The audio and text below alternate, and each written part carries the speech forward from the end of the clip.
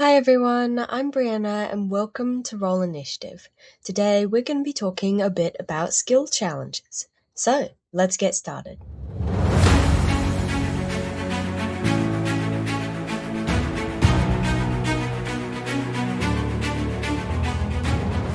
So, for those of you who don't know what a skill challenge is, it's a way of seeing if you succeed or fail at something, very much like a skill check, except it's for much larger things that shouldn't really be decided by one roll. So, a skill challenge is a lot of different roles that you take turns for, almost like combat.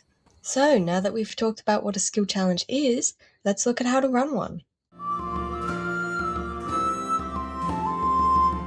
For a skill challenge, every time one of your players succeeds at a roll, then it counts towards one success, while every time they fail at a roll, it counts towards a failure. And to succeed, they need to get a certain amount of successes before they get 3 failures. The number of failures is always 3, whereas the harder you want the skill challenge to be, the more successes they will need to succeed. Another way to change the difficulty of a skill challenge is to change the DC. That is what your players are going to have to roll against to see if they get a success or a failure. Okay, and now that we know what success and failure is determined by, we're going to have a look at how to run the rest of the skill challenge as well as an example. So, let's have a look.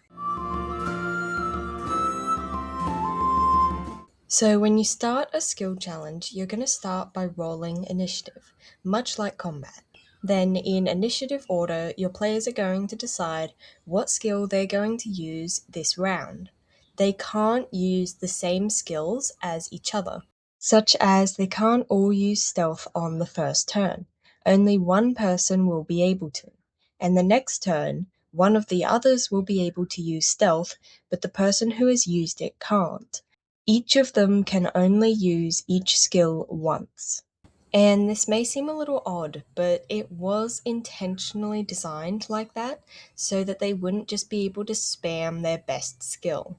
And this also really helps with creativity, trying to come up with reasons why other skills would work in this situation. As an example of this, the dam has broken and your party is in the way of the flood. Everybody wants to use athletics to try and outrun it, but only one person can do that. So another person could use acrobatics to try and jump up and grab something to get out of the way of the water.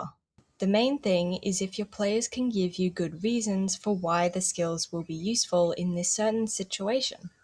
And let's say the person who wanted to try acrobatics to get out of the way of the water rolled high and passed the DC for the challenge.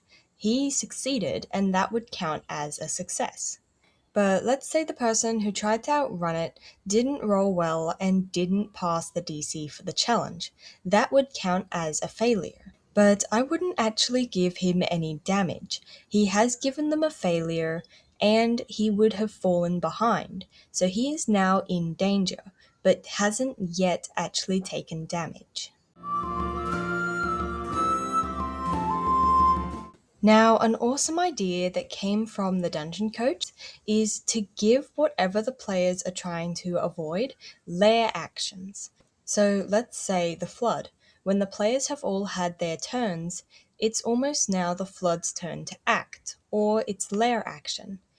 So let's say for the lair action that a log was picked up by the water. That way, the log was thrown in front of the water, and the person who tried to outrun it would be in a very dangerous position and would probably have to make a saving throw to try and avoid it, otherwise, taking a lot of damage. The others aren't likely to get hit by this. Some of them, if they are still in front of the water, might still have to make this saving throw, but it would be easier. Whereas people who aren't in a position to get hit by the log won't have to make the saving throw.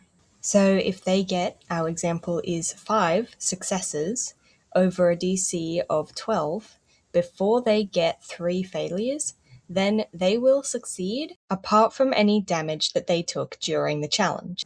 Whereas if they got 3 failures before they got their 5 successes, Then they would fail and be swept up in the floodwater.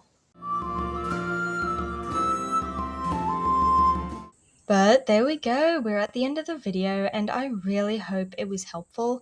And if it was, then I would be really grateful if you'd consider giving it a like, or maybe even subscribing to my channel. But as always, thank you so much for watching, and I hope to see you next time.